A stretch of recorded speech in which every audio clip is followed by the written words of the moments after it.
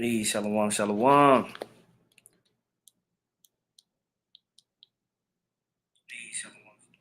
First and foremost, man, I want to say call halal Yahweh Ba'ashem, Yahweh Shah, Ba'ashem Rakah HaKodash. I want to send double honor to the apostles and elders of Great Millstone. I want to send much peace, love, and salutations to you brothers out there pushing the word sincerity and truth. This is Brother Ariala. And real quick, man, I just wanted to do start to make a little series. The brother in our camp put a challenge to read 1 Samuel, the 30th chapter. Is a real dope story about King David. And then it just brought to mind an idea to just dope stories in the scriptures that always fill me up and with joy. That always made me feel better after reading them. I said, why not put it on wax, man, and just kind of read through the stories piece by piece, with brothers and sisters, man, and Lord willing, it can have the same effect with some others, especially maybe some new people that may not have read these stories yet. It's an opportunity for you to kind of sit in and read the story along with me and just kind of pick out whatever nuggets, okay? That being said, I want to read today about the story of Elijah, all right?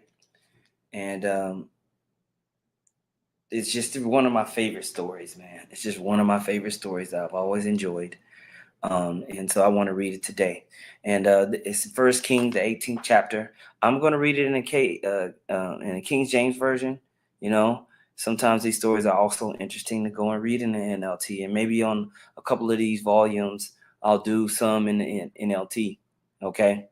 But with that being said, I want to start off with 1 Kings chapter 18. I'm going to start at verse 18. Now, when you read up, it's basically Obadiah meeting up with Elijah, and Elijah saying, hey, tell Ahab that I'm here, which we know Ahab and Jezebel were ruling in wickedness. And so now we have this confrontation that Elijah is having, okay? 1 Kings 18:17, it says, and it came to pass when Ahab saw Elijah, that Ahab said unto him, art thou he that troubleth Israel? And he answered, I have not troubled Israel, but thou and thy father's house, in that ye have forsaken the commandments of the Lord, and thou hast followed Baalim. Now, therefore, send and gather to me all Israel unto Mount Carmel. And for those of you studying on, look up Baalim, look up Mount Carmel, okay? It says, and the prophets of Baal, 450, and the prophets of the groves, 400, which eat at Jezebel's table. It says, so Ahab sent unto all the children of Israel and gathered the prophets together unto Mount Carmel. And Elijah came unto all the people and said, how long halt you between two opinions? If the Lord be the power, follow him. But if Baal, then follow him. And the people answered him not a word.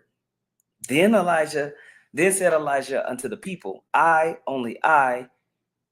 even I only remain a prophet of the Lord, a prophet of Yahweh Ba'ashem Yahweh Shah. Elijah said he stands alone. But Baal's prophets are 450 men. So it takes some type of boldness to be able to come up against 450 people all by yourself, man. I mean, you go out, you got 5 people against 1. You better get up out of there. That's called getting jumped. Anybody smart gonna get up out of there, right? Well, the boldness through the spirit of our forefather Elijah went up against 450. Okay, how would you feel in that moment? Put yourself in that situation. Okay, put yourself in that situation. The scripture says this in verse 23. Let them therefore give 2 bullocks, and let them choose 1 bullock for themselves, and cut it in pieces, and lay it on wood, and pour no fire under. And I will dress the other bullock, and lay it on wood, and put no fire under. That calls something else to mind. Knowing how to dress a bullock. You know what I'm saying? Just things like that. Verse 24 says, and call ye on the name of your gods, and I will call on the name of Yahweh. And the God that answereth by fire, let him be the most high. And all the people answered and said, it is well spoken. So everybody who was listening, they said, okay, bet. Verse 25 says, and Elijah said unto the prophets of Baal, Choose you one bullock for yourselves and dress it first, for ye are many, and call on the name of your gods, but put no fire under. And they took the bullock which was given them, and they dressed it, and they called on the name of Baal from morning until noon, saying, "Oh, Baal, hear us." But there was no voice, nor any that answered. And they leaped upon the altar which was made. All right. So they leaping, cutting themselves, probably going crazy. And it came to pass at noon that Elijah mocked them and said, "Cry aloud, for he is a God. Either he is talking, or he is pursuing, or he is in a journey, or peradventure he's sleeping and must be wakened." So Elijah's mocking the prophets of Baal, which is hilarious to think about, watching 450 of these dudes go crazy from morning until noon. And Elijah's just looking at these dudes like, "Man, y'all some clowns, you know?" And it says, "And they cried aloud and cut themselves after their manner with knives and lancelets till the blood gushed out upon them." All right. And I love the scene in Conan the Barbarian. I usually kind of use that clip of when they was in the temple, the temple harlots in their temples, and people cutting themselves and having sex orgies, trying to conjure up their false gods, man. So imagine these guys, man, cutting themselves, which we know the scripture says don't do that. Okay. Verse 29 says, "And it came to pass when midday was past, and they prophesied until the time of the offering of the evening sacrifice, that there was neither voice nor any to answer, nor any that regarded. And Elijah said unto all the people, Come near unto me. And all the people came near unto him, and he prepared the altar of the Lord that was broken down. And Elijah took 12 stones, according to the number of the tribes of the sons of Jacob, and unto whom the word of the Lord came, saying, Israel shall be thy name. And with the stones he built an altar in the name of the Lord. And he made a trench about the altar as great as could contain 2 measures of seed. And he put the wood in order and cut the bullock in pieces and laid him on the wood and said, Fill 4 barrels of water and pour it on the burnt offering and on the wood. So he doubled down. He said, you know what? Get some water. Go ahead and pour it on this altar. Pour it on there. Go ahead. And he said, do it the second time. All right. And they did it the second time. And he said, do it the third time. And they did it the third time. Right? The third time. They took 4 barrels of water and completely drenched this altar in water. And the water rained down about the altar, and he filled the trench also with water just to make sure it held. Okay? That's why I love this story. Verse 36 says, And it came to pass at the time of the offering of the evening sacrifice that Elijah the prophet came near and said, Lord, power of Abraham, Isaac, and of Israel, let it be known this day that thou art the power in Israel, thou art the most high in Israel, and that I am thy servant, and that I have done all these things at thy word.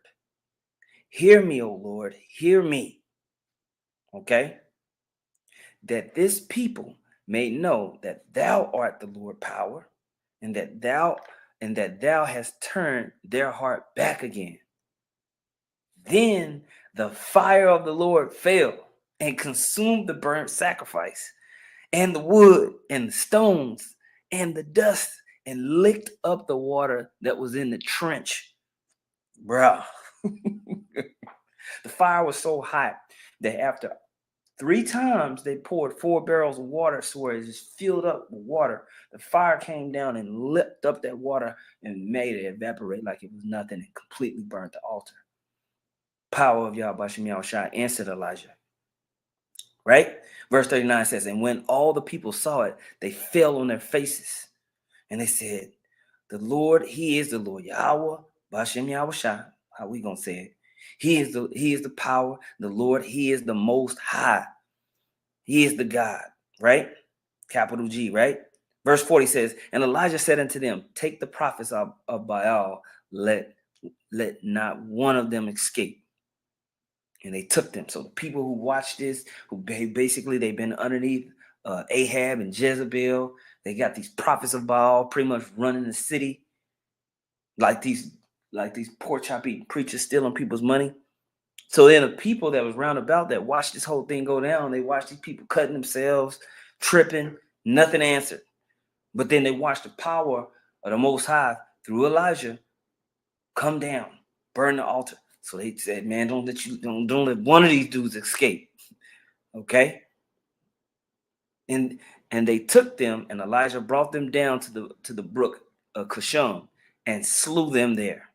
And Elijah said unto Ahab, get thee up, eat and drink, for there is a sound of abundance of rain. So basically, after they slew all these prophets, it was like a thunderstorm was coming. Okay? It was like a thunderstorm was coming down, right?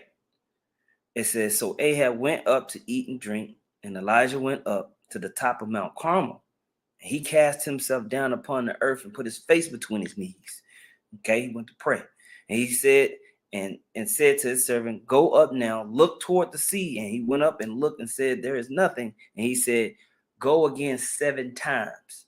And it came to pass at the 7th time that he said, behold, there ariseth a little cloud out of the sea like a man's hand. And he said, go up and say to Ahab, prepare thy chariot and get thee down, that the rain stop thee not. And it came to pass in the meanwhile that the heaven was black with clouds and wind, and there was a great rain. And Ahab rode and went to Jezebel. And the hand of the Lord was on Elijah, and he girded up his loins and ran before Ahab to the entrance of Jezebel. So I always love this story. I'm not going to read the next chapter, man, but for those people who want to continue reading, please do. It just kind of shows the power of Yahweh Shem Yahweh Shai versus these false gods. And it's a prelude to the power that's getting ready to come.